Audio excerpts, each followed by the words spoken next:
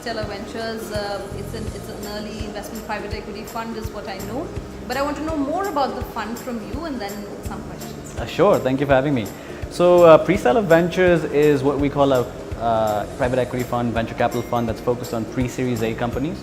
So what does that mean? That means a company that has a ready team, ready product, some revenue under their belt, and they're looking to really break through the next ceiling of growing into a company that's in the growth stage.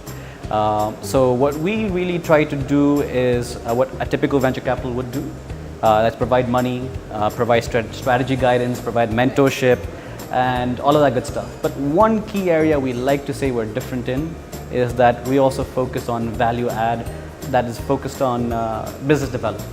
So that is what is business development? That means increasing your top line or your user base simply by opening up the doors that we have that are available to us from our network, from a board of advisors, and also from our in-house companies that we have, because Prestellar Ventures is backed by 4 large partners, some of whom are billion-dollar enterprises, some of whom have a sales office across India. So really trying to open doors from a business development angle is what we focus on. I see.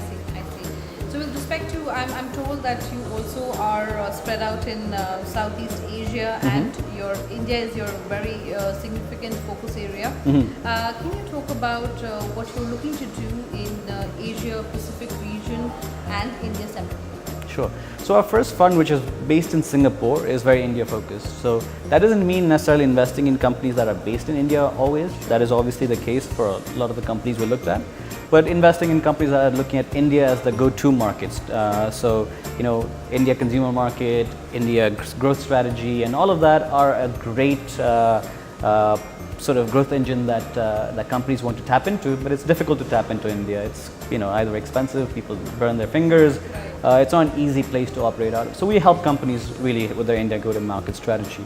Our larger plan for APAC is to now do country-specific microfunds. Right. So we are in very advanced stage with fund management and a commercial bank in Sri Lanka to do a Sri Lanka focused fund. And what do we do there? We again help companies based in Sri Lanka to expand to the APAC region. So export-based, tourism-based, manufacturing that can really build brands out of Sri Lanka. And we have local partners there. That would be how we would deploy funds there. Similarly in Nepal, 2 of our partners for the fund are based in Nepal, including CG Group, which is the sole billionaire out of Nepal. We would invest into companies in Nepal that can be regional players, export-oriented, tourism-oriented, and all of that.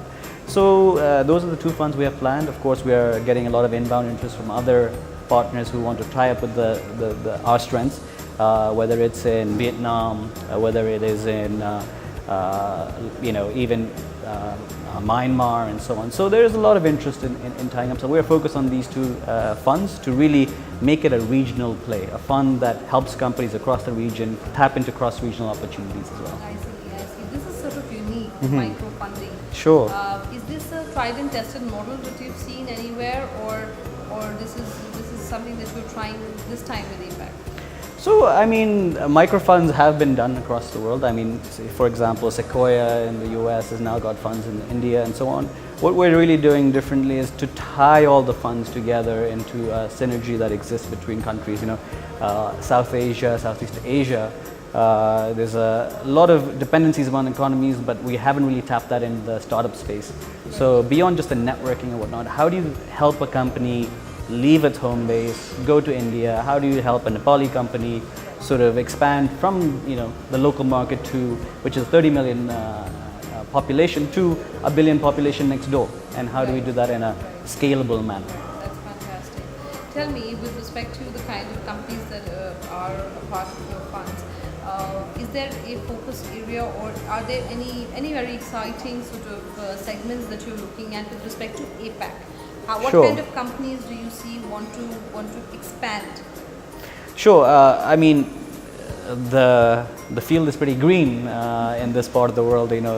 As venture capitalists, we like to invest in areas that have a high ceiling, right? So at the very least, it's a fast-growing industry, and at the best case scenario, the entrepreneur has been able to really reach that ceiling on a very fast manner.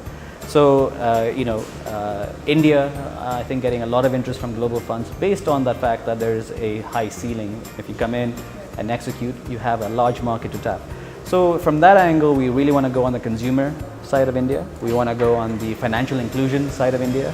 We want to go to a lot of segments that that we feel we can also add value as an enterprise.